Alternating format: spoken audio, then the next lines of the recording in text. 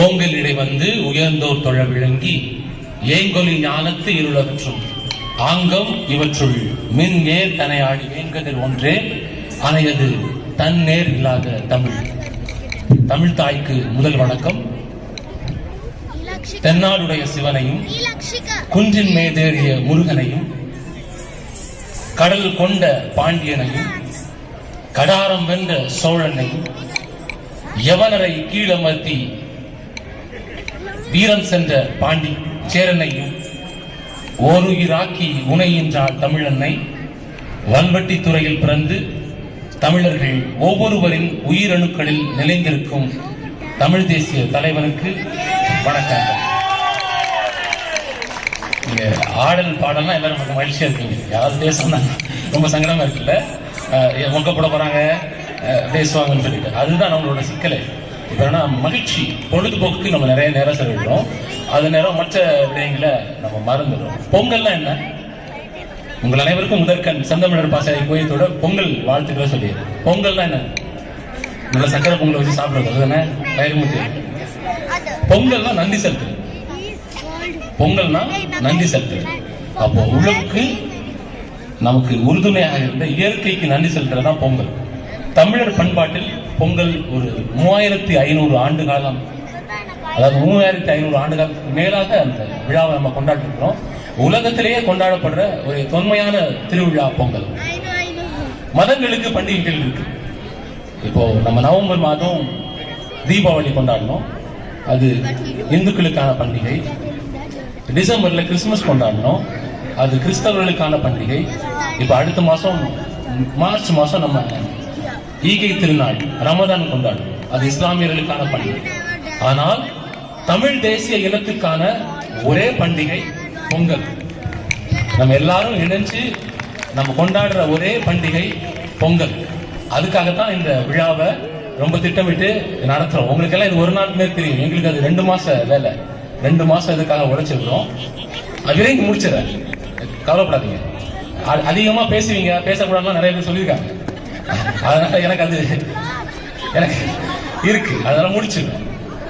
உலகத்தின் செம்மொழிகள் எத்தனை? உலகத்தின் செம்மொழிகள் தெரியாதுல்ல? இந்தியால நிறைய செம்மொழிகள் இருக்கு. இந்தியால எந்த மாநிலத்துக்கு தேர்தல் வந்தாலும் அந்த மொழியை செம்மொழிகள் ஆக்கிடுவாங்க, அது அவங்க அரசியல். உலகத்தின் செம்மொழிகள் 6. அது யாருன்னா ஒருவர் இருவர் இல்ல, 20,000 மொழியியல் அறிஞர்கள் ஓராண்டு 2 அல்ல 12 ஆண்டு காலம் ஆய்வு செய்து அவங்க நிரூபணம் செய்த 6 செம்மொழிகள். ஒன்று லத்தீன், 2வது மொழி கிரேக்கம், 3வது மொழி எபிரேயம் ஹீப்ரு, 4வது மொழி சமஸ்கிருதம், 5வது மொழி சீனம், 6வது மொழி சொல்லலாம் நம் தாய்மொழி தமிழ். சத்தமா சொல்லாங்க தமிழ். இதுல நான் சொன்ன முதல் 4 மொழிகள் இறந்துபட்ட மொழிகள். அவங்க எல்லாம் அது இப்ப செயல்பாட்டில் இல்லை, யாரும் பேசுறது இல்லை. லத்தீன் யாரும் பேசுறது இல்லை, கிரேக்கம் யாரும் பேசுறது இல்லை, ஹீப்ரு யாரும் பேசுறது இல்லை. அதை பேசுறதுக்காக முயற்சி எடுக்கிறாங்க, நான் யாரும் பேசுறது இல்லை.